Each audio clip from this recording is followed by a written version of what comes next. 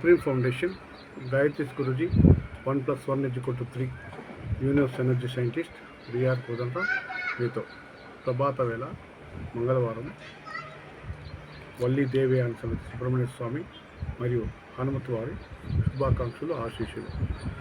చాలా గ్యాప్ వచ్చింది వీడియో, చాలా మంది ఫోన్ చేస్తున్నారు. మీ యొక్క అభిమానానికి నేను శిరస కృతజ్ఞతలు తెలియజేస్తూ కొద్దిగా కాలు దెబ్బతగిన కారణంగా వీడియో చేయడం కొద్దిగా ఆలస్యమైంది. సో మంగళవారము అంటే మంగళకరమైన వారం. దీనికి వర్ణం ఏమిటంటే సింధూర వర్ణం. సింధూర వర్ణం చిహ్నం ఏంటంటే సౌభాగ్యం.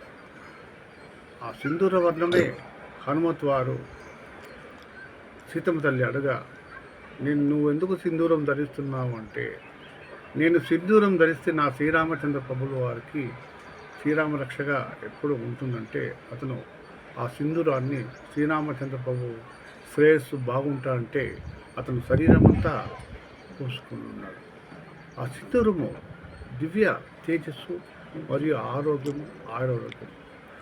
సో మంగళము అంటే చాలా అద్భుతమైన పదము. కుటుంబంలో మనము ఏ శుభకార్యం జరగాలన్నా మంగళవాద్యాలతో మనము స్టార్ట్ చేస్తామన్నమాట. మంగళము అంటే విఘ్నేశ్వరుడు కూడా దాంట్లో ఇండైరెక్ట్గా అనుసంధానించి ఉన్నాడు. సో మంగళకరుడు ఎవరంటే సుబ్రహ్మణ్య స్వామి, భూమికి అధిపతి. కుజుడు భూమి ధరణి పుత్రుడు.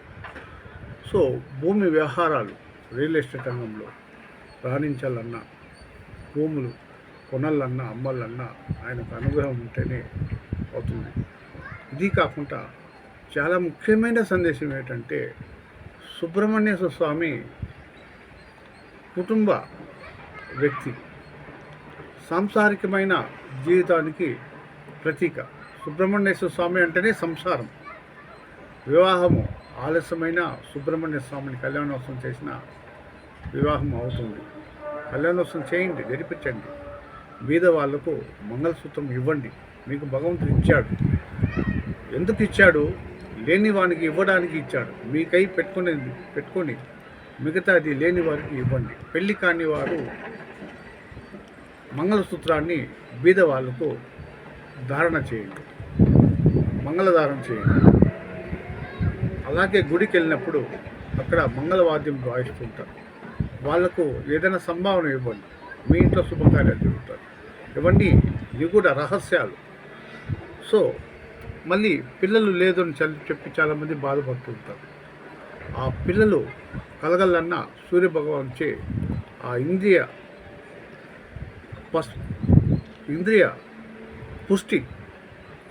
పుస్తూ సకాలంలో స్త్రీ యొక్క అండం విడుదలైనచో ఆ ఒక్క ఇంద్రియం కలిసి సంతాన ఉత్పత్తికి దోహదపడుతుంది. దీనికి సూర్యభగవానుడు, శ్రీ సుబ్రహ్మణ్యేశ్వర స్వామి ప్రధాన కారకులు. వీళ్ళని మనం సేవించిన ఎడల మనకి అన్ని రకాలుగా మనకి కుటుంబ సౌఖ్యం.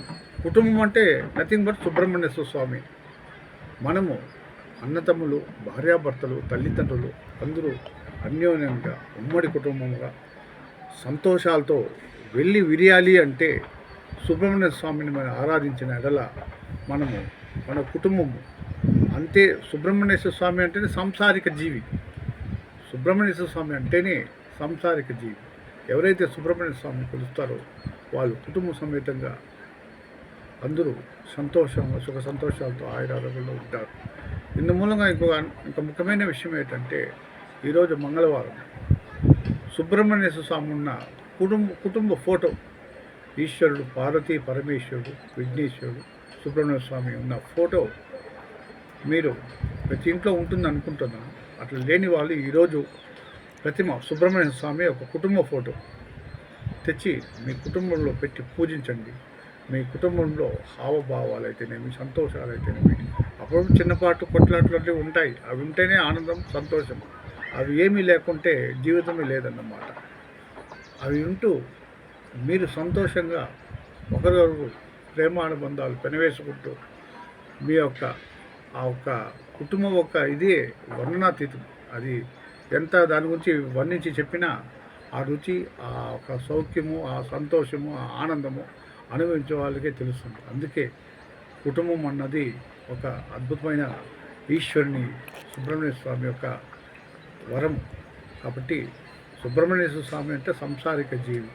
సుబ్రహ్మణ్య స్వామి ఈరోజు ఎవరైతే శివ కుటుంబం ఉన్న ఫోటో ఎవరింట్లయితే లేదో వాళ్ళు తక్షణం వెళ్ళి మీరు శివ కుటుంబం ఉన్న ఫోటో పెట్టుకొని ప్రతి సోమవారం, ప్రతి మంగళవారం మీరు ఈశ్వరునికి సుబ్రహ్మణ్య పూజించండి. మీ కుటుంబము సంతోషంగా ఉంటుంది. అదేవిధంగా పెళ్లి కాని వారికి, పిల్లలు పెళ్లి కాలేమో మనం ఉంటాము, ఏదో మీ శక్తానుసారము మీరు మాంగళ్యదారుని ఏమన్నా బీద వాళ్ళకి పెళ్ళిళ్ళు చేయండి. ఆ ఎనర్జీ చేస్తేనే రిఫ్లెక్షన్ వస్తుందన్నమాట. మనకి ఈరోజు కరువు ఒకటి ఉందంటే దాన్ని మనం పూడ్చుకోవాలంటే దాన్ని ఇస్తేనే ఆ రిఫ్లెక్షన్ ఎనర్జీ మనకి మళ్ళీ రిఫ్లెక్ట్ అవుతుంది. థ్యాంక్ యూ అండి. అందరికీ మంగళవారం సుబ్రహ్మణ్యేశ్వర ఆశీస్సులు, శుభాకాంక్షలు. నమస్తే.